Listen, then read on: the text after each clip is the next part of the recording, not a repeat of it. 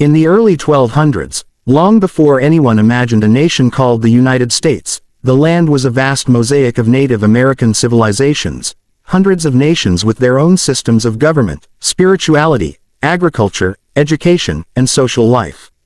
Their hereditary cultures had developed over many centuries, shaped by their relationship with the land and their understanding of nature's rhythms. In those centuries, children grew up learning not from books or written laws, but from oral traditions that carried the memories and identities of their people. A young Cherokee child in the Southeast learned clan rules, healing rituals, and the sacred meanings of mountains, rivers, and plants. A child born into the Navajo people inherited the art of sand painting, ceremonial chants, and lessons of harmony called hojo, order, balance, and beauty. Among the Iroquois nations of the Northeast, children learned the great law of peace, a sophisticated democratic system passed down through countless generations. The 1200s and 1300s were marked by seasonal life patterns. Tribes of the Great Plains followed buffalo herds, teaching children how to respect the animal and use every part, from hide to bone, in a way that honored its spirit. In the Southwest, Pueblo families built multi-story stone communities and taught their children complex irrigation techniques that made desert farming possible. Every tribe had its own creation stories that explained the world's beginning, and these stories were told repeatedly during winter gatherings, ensuring they passed from grandparents to grandchildren without losing their meaning. In many cultures, certain traditions were the responsibility of specific clans, such as storytelling, hunting, or healing. These hereditary roles formed the backbone of tribal identity. When Europeans began exploring the eastern coast of the continent in the late 1400s and 1500s, they entered lands already shaped by long-standing customs. Even as European ships arrived with new goods, unfamiliar animals, and unexpected diseases, Native American families preserved their traditions with stubborn love. A child in 1580 still woke to the sounds of morning songs sung by elders, prayed to ancestral spirits for guidance, and learned survival skills that had been refined over thousands of years. Women continued to teach their daughters pottery, weaving, seed selection, and the careful preparation of corn, beans, and squash, the three sisters, central to many native diets. Men still taught boys the old ways of hunting, tracking, and warfare, passing down the methods of making bows, arrows, and spears with almost religious precision. At the same time, another story of hereditary culture was rising. European families began arriving in greater numbers: English, Spanish, French, Dutch, German, and Scandinavian. They brought farming practices shaped by medieval Europe, holidays rooted in Christian tradition, social structures built around paternal authority, and stories of saints, kings, and old country heroes. A child in a 1630 English Puritan settlement inherited strict Sabbath rules, prayer rituals, and values of discipline. A French child in 1650 Louisiana inherited Catholic feast days, music traditions, and the French language, while Spanish families in New Mexico passed on horsemanship, sheep herding, and Catholic customs blended with native influences. These settlers came from different worlds, but they all carried the memory of their ancestors, shaping the culture they brought to America. By the 1600s, contact between Native Americans and Europeans created new blended traditions, though often through hardship and conflict. Some tribes adopted European goods into their own systems. The introduction of horses, for example, transformed life in the Great Plains. But instead of replacing tradition, the horse became absorbed into it. Children grew up hearing stories linking horses to spiritual beliefs, creating a new hereditary custom unique to post-contact America. By the 1700s, the continent had become a tapestry of interwoven cultures: Native American, European settler, and, through tragic force, African. Enslaved Africans brought to the colonies carried with them rich ancestral traditions from West and Central Africa.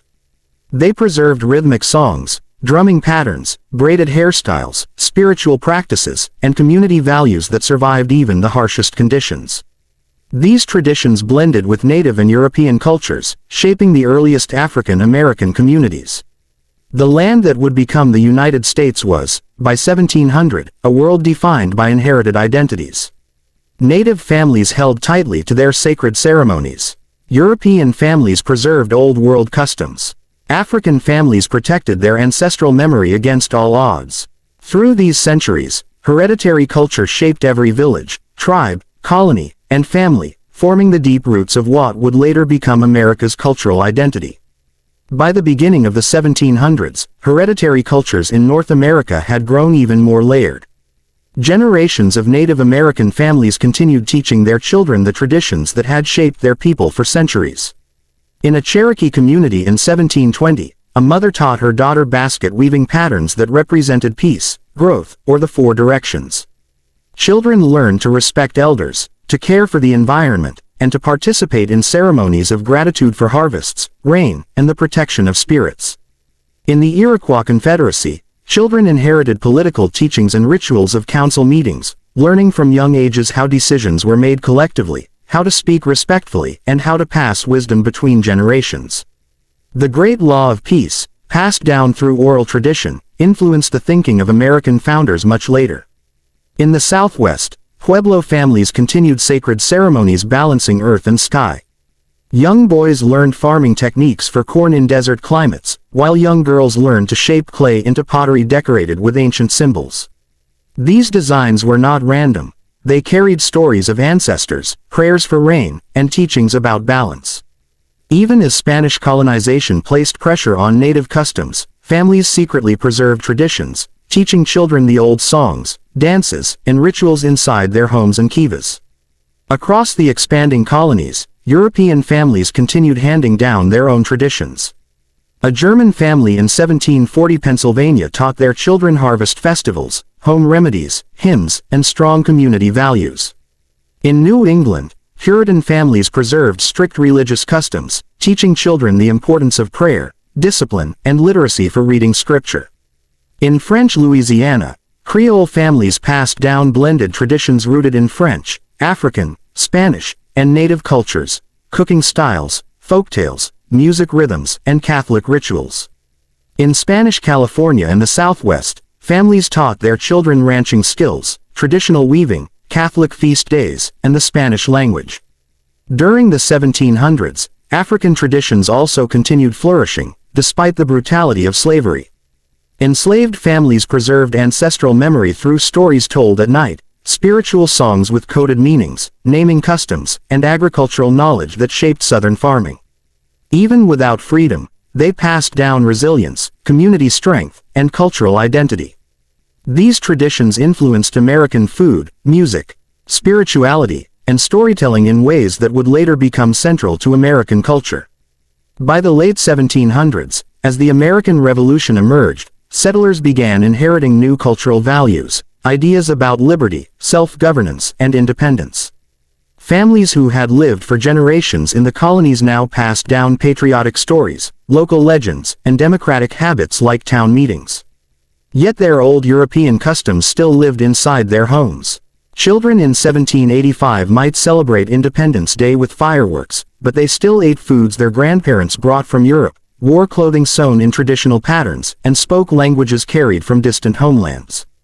Meanwhile, Native American traditions continued through both persistence and struggle. Displacement, war, and disease threatened entire nations, yet families preserved their heritage. A child in 1790 grew up listening to legends of ancestors and learning dances performed for centuries.